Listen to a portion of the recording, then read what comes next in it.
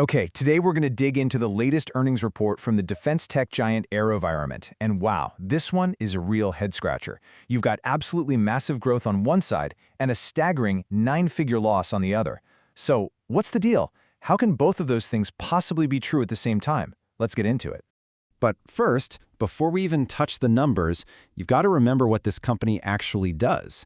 We're not talking about a new app or some consumer gadget here. Their technology, from reconnaissance drones to these loitering munitions, it's out there on the front lines, right now, playing a critical role in conflicts all over the world. Right, so let's get a quick snapshot of what they're all about. I think a lot of people hear the name AeroVironment and they just think drones. And yeah, that's a huge part of their business for sure, but it's really so much more than that.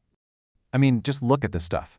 On one side, you have these high-energy laser systems, basically designed to zap enemy drones right out of the sky. And then on the other, you've got these completely autonomous underwater vehicles, like the Defender. So they're really covering the battlefield from the air all the way down to the sea. Okay, so that's the company. Now for the main event, the reason we're all here, their latest financial report. And like I said, it really is a story of contradictions. It's kind of confusing if you just look at the headlines. And here it is, the core paradox, laid out plain and simple. The good news? Revenue is up an incredible 38%. That is fantastic growth, right? But then, the bad news, a net loss of over $156 million. It just doesn't seem to add up. So this is the big question we're going to answer in this explainer. How on earth does a company grow that fast and lose that much money all in the same quarter? It seems impossible, but believe it or not, there's an answer. Let's unpack it. All right, let's start with the good news, the growth engine. Because honestly, this part of the story is really impressive. The demand for their stuff is clearly through the roof. So that 38% jump, that's organic revenue growth. All that means is, if you just look at their core business, setting aside any big recent acquisitions, it's growing like crazy. Customers are just buying more and more of their stuff. But here's the number that really tells you about the future health of the company, their funded backlog. It's a cool $1.1 billion. Now, that's a huge number, and it's super important to understand what it actually means. So, what exactly is a funded backlog? Well, think of it this way. It's not just a wish list or a maybe list of future sales. No, this is business they have locked in. The government has already set aside the money for these contracts. It's about as close to guaranteed future cash as you can possibly get. And this is where that billion-dollar backlog is coming from. Just look at these key wins from this quarter alone. You've got a huge $186 million order for their famous Switchblade drones, but also big money for things like advanced missile simulators and even next-gen biotech. The demand is really diverse. Okay, so we've established the growth is real. The demand is there, the future looks really strong. So, what about that giant headline-grabbing loss? Let's get to the bottom of that $156 million figure. Yeah, that number, a loss of over $156 million, it definitely looks alarming on the surface. But, with these financial reports, you always have to dig deeper. The headline never tells the whole story, and that is absolutely the case here. And here we go. This is the key that unlocks the entire puzzle. The loss isn't because they're bad at their day-to-day job. It's almost entirely because of a kind of wonky accounting term called goodwill impairment. Basically, when a company buys another company, they often pay more than is technically worth on paper. That extra amount is called goodwill. But if that newly acquired company underperforms, accountants have to do an adjustment, a write-down.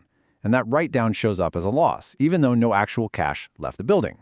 And check this out. This is the smoking gun. Of that total $156.6 million loss, a whopping $151.3 million of it is from this one single accounting adjustment. It's a non-cash charge. It's just an accountant reevaluating an asset on the books. So you're probably asking, okay, so what acquisition are we talking about here? Well, it all goes back to a huge move they made recently when they bought another big defense company called BlueHalo. So to bring BlueHalo into the fold, AeroVironment basically split itself into two new business segments. You have their original stuff, which they now call Autonomous Systems, or AXS for short, and then you have the new segment, which is mostly the BlueHalo business, called Space, Cyber, and Directed Energy, or SCDE. And this table, this right here, tells the entire story. Look at the XS segment, their original business. It's up nearly 25%. It's crushing it. But then look at the new SCDE segment, the one from the acquisition. It's down over 19%. And that slowdown is exactly what triggered that accounting rule, forcing the company to take that big, one-time impairment charge. See, it all connects. So, okay, we've got this mixed bag, right? The core business is booming, but the new acquisition is having a bit of a tough time. So, what does this mean for the future? What's their outlook for the rest of the year? Well, they did have to lower their guidance for the full year a little bit, and that's mostly because of the issues in that new SCDE segment. But even with that little adjustment, they're still projecting really healthy overall growth, about 12% for the whole year. That's still pretty solid. But this right here is the number that should really get your attention. Management says they have 98% visibility on revenue for the rest of the year. What does that mean? It means they're not just guessing.